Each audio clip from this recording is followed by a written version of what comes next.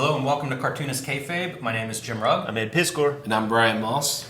And Cartoonist Kayfabe is brought to you by the comics that we make. My latest comics, Hulk Grand Design, in stores now. Pick this up wherever you buy comic books. And the collection, oversized treasury size, will be in stores in January 2023. So pre-order that one now to let stores know how many they need to get. Street Angel, Deadliest Girl Alive, back in print from Image Comics. After being out of print for almost a year, 8 complete full-color stories, perfect for any action comic fan in your life. Ed Piscor's Red Room, Trigger Warnings, and the Antisocial Network, both available now wherever books are bought and sold, completely self-contained. So if your store has Trigger Warnings, start there. If it has Antisocial Network, start there. You will not go wrong. And special guest in the house, Brian Moss, his latest comic, Outer Heaven #1, written, drawn, colored by him, available now. Outer Heaven #2 on its way shortly, and the Eightfold Path from Abrams with illustration and artwork by Brian Moss. So pick that up wherever you get your books. And we are here today to look at one of my favorite artists, Jorge Zaffino, a complete 10-page story that Brian picked up, and man, I'm excited to actually see Zaffino pages in person. We know him from things like Winter World and 7 Block and Terror Inc. But he is, I think, Argentinian, so we have a lot of his work that's not been translated into English, and you can see here, I think it's Portuguese that this story is in, but it does not hurt us from enjoying his beautiful penmanship and art, so eager to go through this one.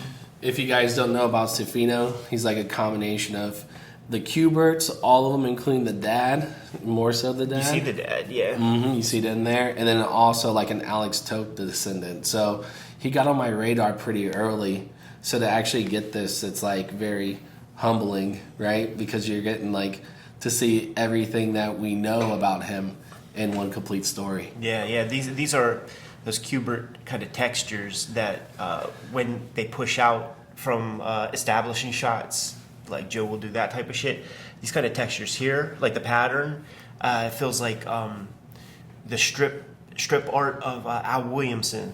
Yes. Would bring this kind of stuff, and lighting is key in Jorge Zaffino, man. So like you got your light source. It's he never cheats on the available lighting of the scene to kind of inflict itself upon everything in the image. So you got the light there, and I just love the way this tunic or whatever is responding to the light from just that little piece right there. I feel like the way he would shadow faces and stuff, super influential. Like I see so many people that do this type of shading, and you know, you guys are so on the money with the lighting being a big part of his work, and that kind of like mood light, man, that stands out to me whenever I see his work.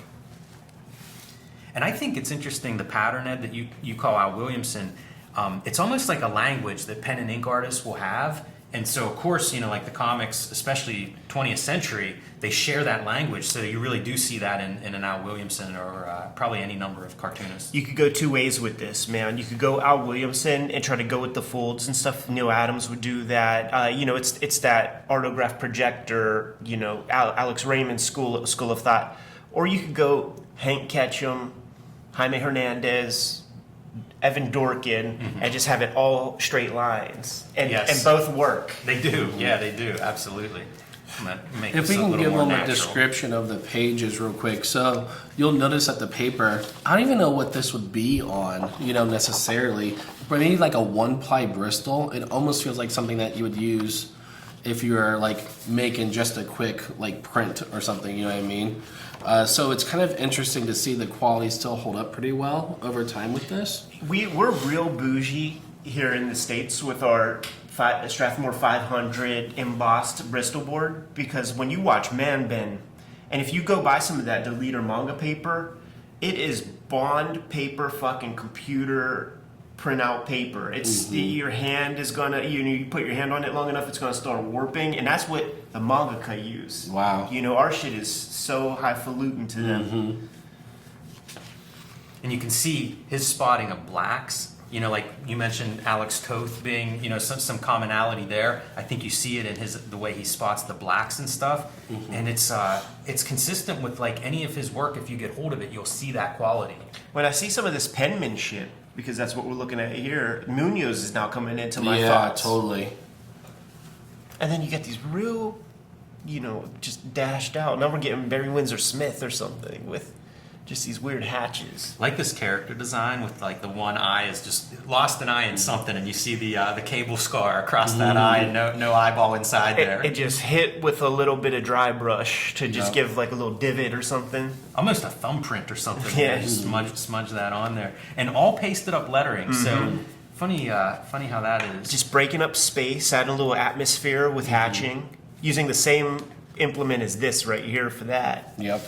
It's interesting because what we know him for is like these like girthy, aggressive lines, that like in like hitting it splattered, really dense. So to see him pull back this far with something like that is really impressive. Even with this, I've always paid attention to this because this felt like so amateur. But it works because of the texture for the ground. Like, it tells us so much with so little. It is literally the Ernie Bushmiller rule of threes. And we were talking about potential influences on him. Now I could take it to people who were influenced by him, and I'm starting to get that Eduardo Rizzo might put Jorge Zaffino high on the list when you see pieces like this, because you look at 100 Bullets, and he'll do that kind of thing with, like, brick walls. Do you think that he's drawing in the word balloons? Yeah. Okay, so back to the rule of threes. Anytime there's the thought bubbles, it's 3 thought bubbles that go up. Cartoon language, thumbprints. Yeah. And you can notice, you won't notice it well, actually it is on camera.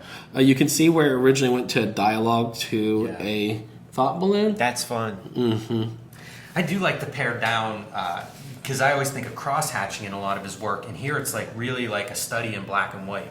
This is like more Eduardo Rizzo hands and stuff. Like he would do shit like this, man. So I actually never really thought about Rizzo as being a disciple of Zaffino, but I see it on the page right here. I'd be surprised if he was like, nah, I never look at that dude's shit. Sick. So we've been getting these fine liners that could be just like a tech pen, but this is a dip pen work, man, to create almost that Filipino atmosphere, the Alfredo Alcala type. Yeah, and you can see the dip pen part because the one end is heavier, where it's like pushing the pen down a little bit and then easing up on your pressure as you whip that across. This panel is probably my favorite one out of the book because it's like, with this contrast going on, it's so effective but so simple, and we kind of see that orientation over there. Oh yeah, Jim, if you look at it right there. Right. So it's like kind of almost like, oh, that worked there pretty effectively. I'm going to do it again on the next page, but just blow it out completely. Using the atmosphere, like in the distance, the atmospheric clouds like blackish, and it's just a soupy sort of atmosphere. And those Kubert lines that don't, it's made up, it's cartooning. Joe Kubert would do this, and it adds so much. It's a Hammer horror film now. Very theatrical. A lot of this is less is more. I look at it like I go from looking at the page to looking at the monitor, where you can see like the how it reads, small, and it's so tight whenever you see it just reduced a little bit. Yeah, it's a very cool way to just add a layer of depth without having to do too much. You just have to have the foresight or the insight to just cut that in there. Break up the black and white a little bit. And you could add that with white after the fact if you don't think about it, but you can see here like it's all planned out. Exactly. Even with the your negative space up here on this like kind of detailed design, there's no white out there, like that was something he figured out and drew around the negative space. When he's getting heavy with the lighting, the Munoz really shows up. Yeah, that's a perfect one right there example.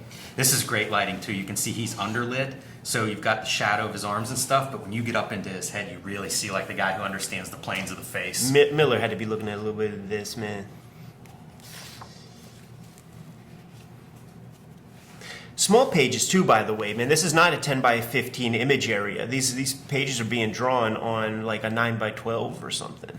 Yeah, it looks like a story that probably is done quickly. Yeah. And I always think there's a certain virtue to that. Like regardless of how you work, shifting that up now and then I think is a really good thing. And turning out pages quick, it's a way to find your style. Yeah. And I think there's benefit to that. I wouldn't work that way all the time, but it's not bad to throw yourself a curveball and do that from time to time. Munoz would do this often on the under plane knuckle that was facing away from the light. He would give you like a little fat glob of black and give you your fingernails.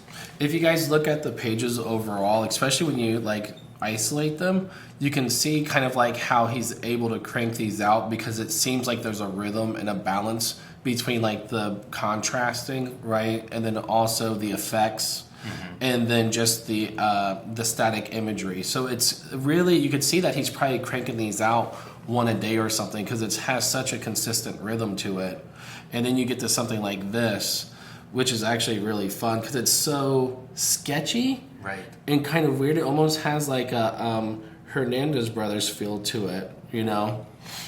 I see that so much. Like if you get a good black and white artist, you can almost list where it's like Toth and Hernandez Brothers. You know, like it works. Right. It's like you know what you're doing in that. There's a list of guys who know what they're doing, and you can see commonality. And it might be two hands with fingers left over. I was looking at some of it, like for this, where you're creating a foreground out of that hand. You know, just a black shape. I mean, by itself, I might not even identify that as a hand. It's only in the context of the story that you're like, oh, okay, yeah, clearly that's what it is.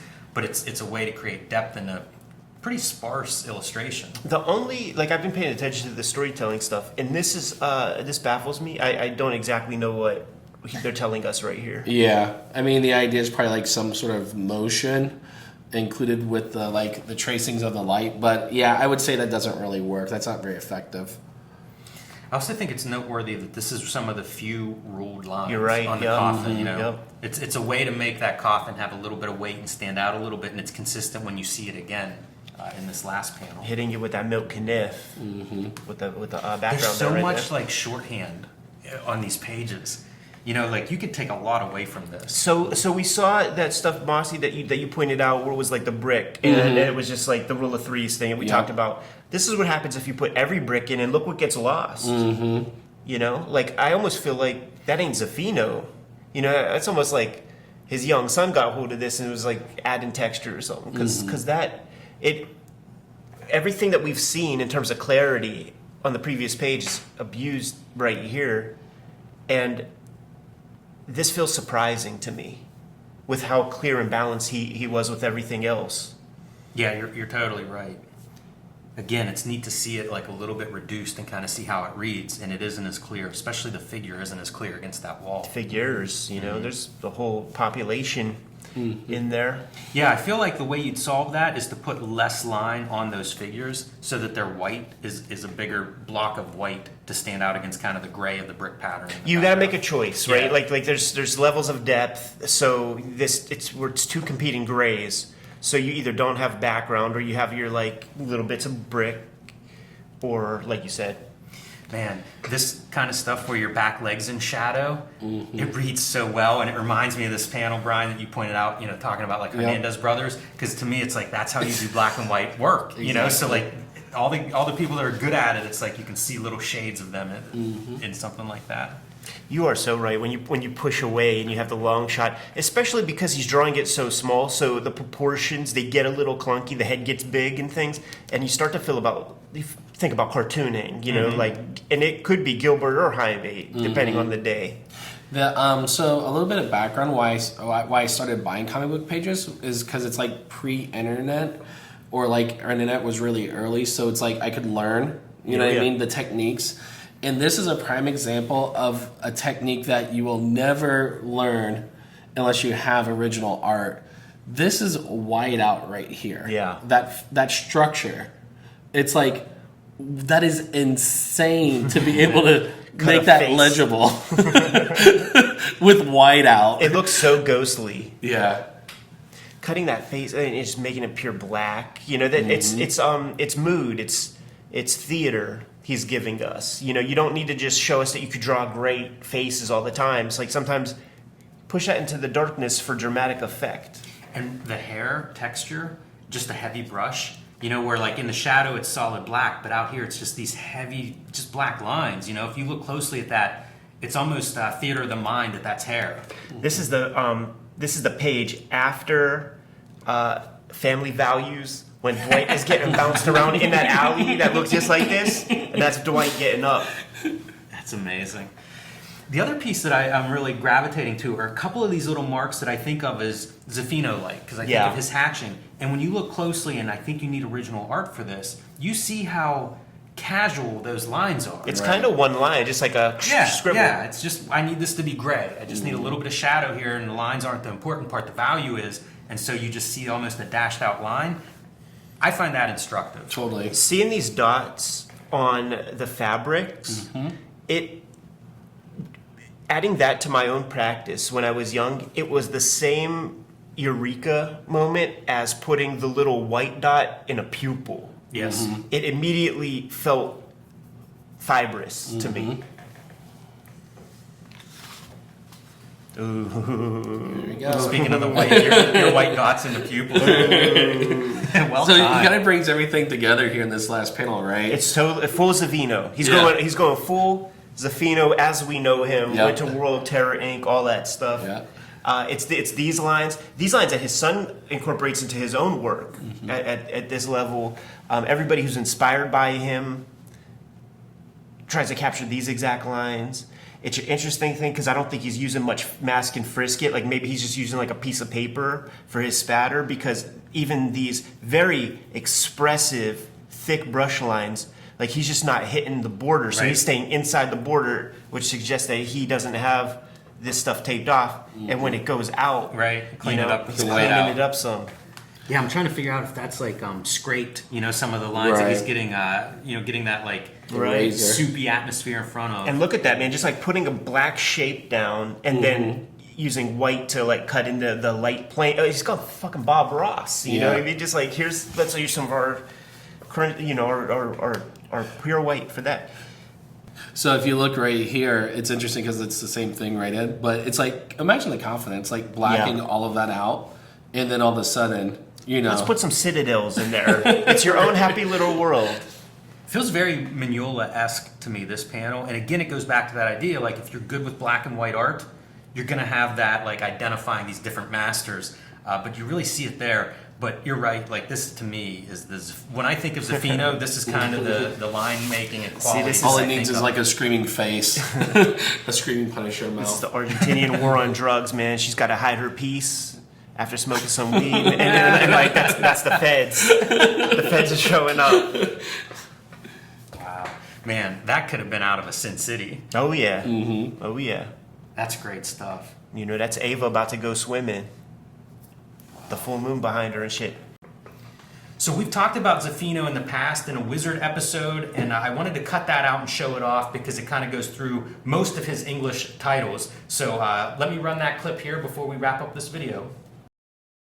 And lo and behold, the book that he plugs is Terror Inc. The reason this is significant is it's by Argentinian cartoonist Jorge Zaffino, who did a very shadowy, amazing style.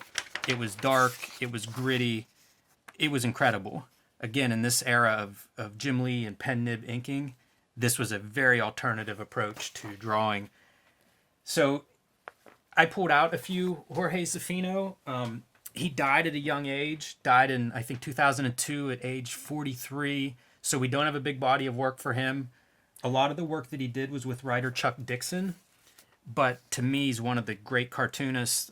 Certainly, if you're looking through some of these guys who brought in some new flavors, some new influences to comics, this is one of those guys. So this is Winter World from Eclipse Comics.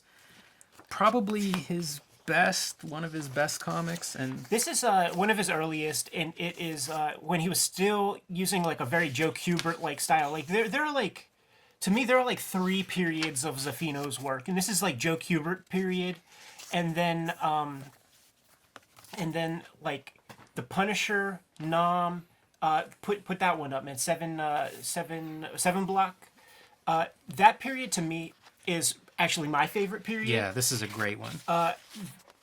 This comic 7 block, I just reread it last night. To me, it's like This is just beautiful. Imagine if Junji Ito like wrote a story for like Mazzucchelli to draw or something. Like that's how the book reads, man. And I think Mazzucchelli pulls a lot from Zaffino work, from like the Punisher, from around like the Punisher period, I would say. I brought 2 of these. This was the original printing. I think this was Epic Comics.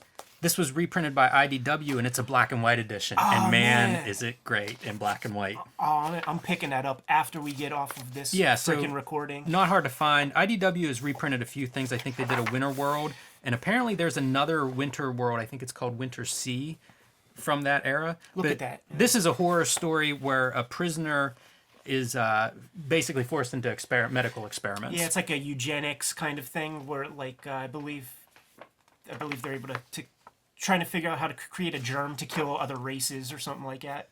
This is a really good one. I don't know if you've seen this one, Ed, but no. Conan the Barbarian. It's a nice, big, meaty story, probably 30 pages of his black and white art, and it's Conan, sword fights and demons and really great stuff. It's funny that he's such a good fit for things like guns and Punisher and urban setting, but then he's equally adept at, barbarians and horses and fighting,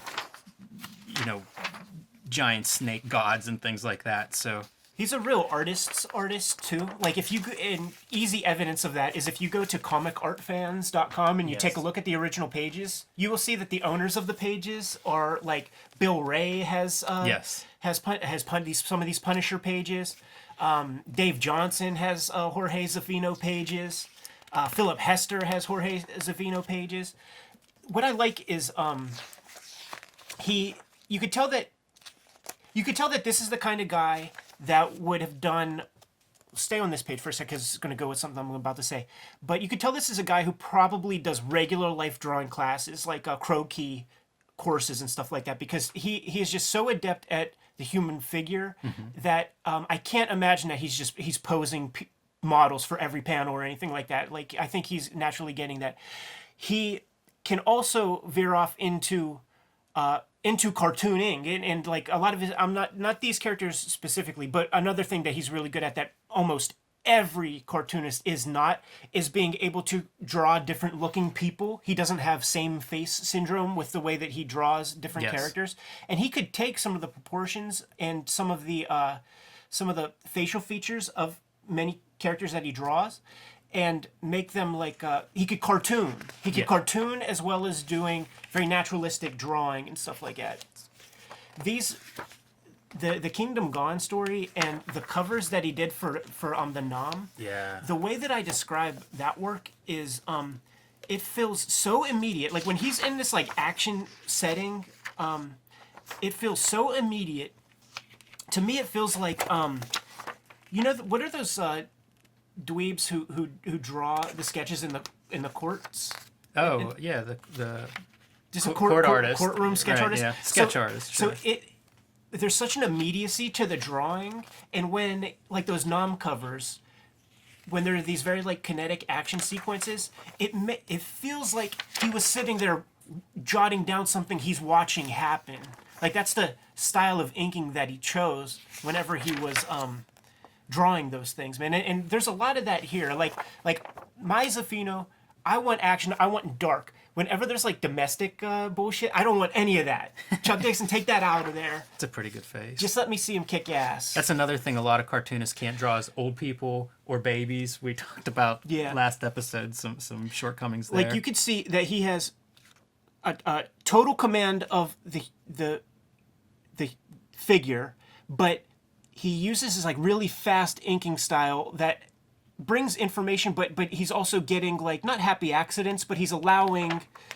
He doesn't need to be precious with every line he puts down, and it creates this amazing feel. Yeah, it's very alive. This is beginning of this episode, I made a note about liking Rob Liefeld's art better when he inks himself. Yeah. Because so much drawing happens there, and people talk about losing that life as you go through drafts and revisions and trying to keep that alive in the inking stage. This is a guy that could do that could keep that live movement, sense of urgency and stuff. So, Jorge Zaffino, one of the great draftsmen to come through comics and to come through Marvel and genre comics there. God damn it, dude. See this kind of stuff, man. I want to get back to the drawing board ASAP. Brian Moss, thank you so much for bringing this stuff on by, dude. No problem. Thank you for having me, guys. Let's get out of here, man. Kayfabers, like, follow, subscribe to the YouTube channel. Hit the bell. We'll notify you when new vids are available. Jimmy, tell the people what's out there. Street Angel, Deadly Squirrel Live. Pick that up at your local comic shop now. Back in print after almost a year, so enjoy that one. Hulk Grand Design, Monster Madness, 2 issues available now in comic shops everywhere. Oversized Treasury Collection will be out in January, but you need to pre-order that one now to let Marvel know how many of those they need to print. And join me on patreon.com/Jim Rugg, where you can see a lot more of my comics and art. B. Moss, let the people know. So I currently got out Eightfold Path. I'm the artist on it. Also, I have Outer Heaven, which is currently out. Working on issue 2 currently. You can check me out on Instagram, Strange Things Moss. You can also check out my Patreon, also at Strange Things Moss. Red Room Trigger Warnings, Red Room The Antisocial Network, trade paperbacks in stores now. Each one completely self-contained, has 4 stories in each, plus a bunch of back matter, 60, 70 pages of stuff that you're not going to get anywhere else. You can get all of these comics on my Patreon right now for $3, and I'm serializing new Red Room comics that aren't going to see the light of day for quite a while. Just $3, more than 300 pages worth of stuff. You hit up my link tree in the description below this video. You can order current and future Red Room comics, and hit up that Patreon. Jimmy, tell the people what else we have out there, man. Subscribe to the Cartoonist Kayfabe e-newsletter at the links below this video. You can also find Cartoonist Kayfabe t-shirts, merchandise, hats, and more at our spread shop in the links below this video. Another great way to support the channel. Give them those March orders, Jimmy. We'll be on our way. Read more comics.